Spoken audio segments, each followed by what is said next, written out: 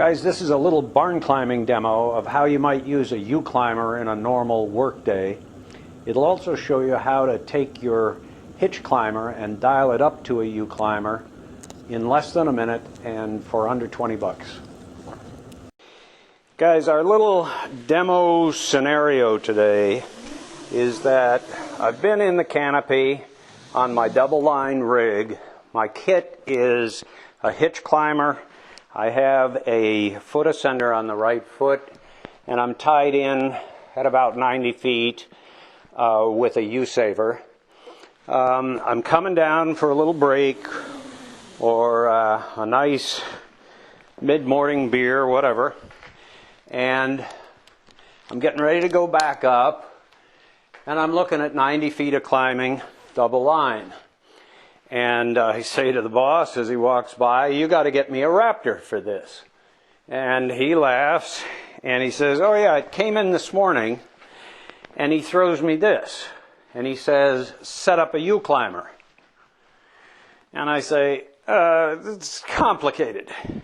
And he says, "The video is 24 minutes of complicated. The system is 30 seconds of simple." Okay, start the clock. The head end comes off number 1 and goes on number 2. We pull through about 10 feet of climbing line to make the new saddle loop. We tie the safety knot. We spin in the loop prusik, and remember this has to be life support for the static rig. And we bring the loop prusik back to number 1, and we pull up the tail of the climbing line and put it in the third hole of the hitch climber. And that's it. That's the uCLIMBER. Send it up to the tie-in point, send it up to the U-saver, and you have your ddrt static access line. You remember I said we have one foot ascender on the right foot, so there's a minor tweak you have to apply here. You grab the left strand, the strand that is falling from the bottom hole of the hitch climber, and you put that on your right foot. That'll set you climbing on the hitch climber prusik, safetied by the cam of the right-hand cam of the ascender. And that'll mean operationally you have to do 2 things. For your first 5 or 10 feet, you'll have to tend slack through the right side of your ascender. And to get your left leg in the game, you cross your toes. So here we're back to the hitch climber. I've made 3 permanent changes to the hitch climber that make the thing work better and sets the table for that fast conversion to the uCLIMBER. The beaner on the number 1 hole is wire eye, so that when that's in the O-ring it won't cross load.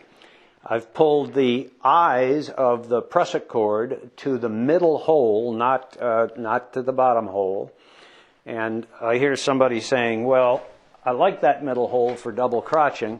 Well, the answer is when you're on the double line rig, you can still double crotch, bring another system, or if you want to get tricky with your lanyard, come into the bottom hole from the other side of the rig, and all you need is a beaner with enough internal clearance. The Rocco oval has that clearance and it works fine.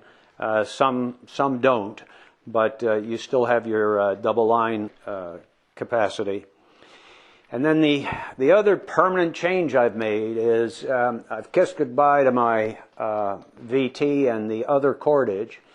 What you see here is the new Teufelberger epicord.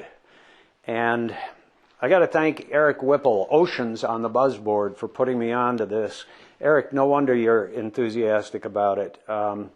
What you see is the 8mm epi, 24 inches to sewn eyes, tied in a 4/1 Michoacán and hanging on to an 11mm climbing line.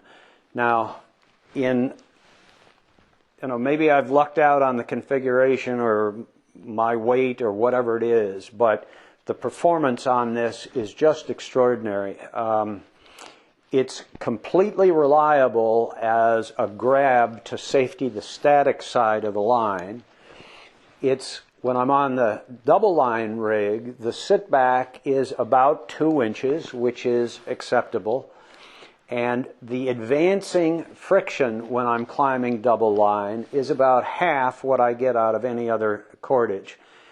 Now, it's not as good as my unisender, and the uni is still my favorite because I need the climbing efficiency.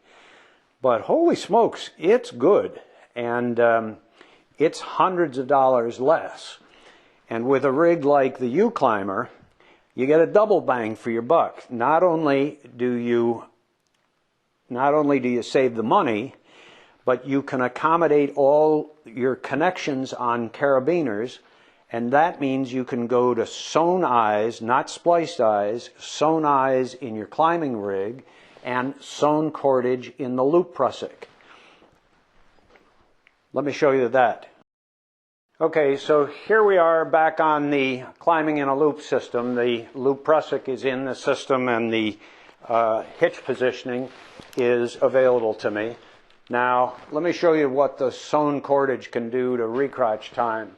If I want to re-crotch this thing, I take a couple of turns off of the sewn loop and pull the head end out of the beener, and you're ready to re-crotch.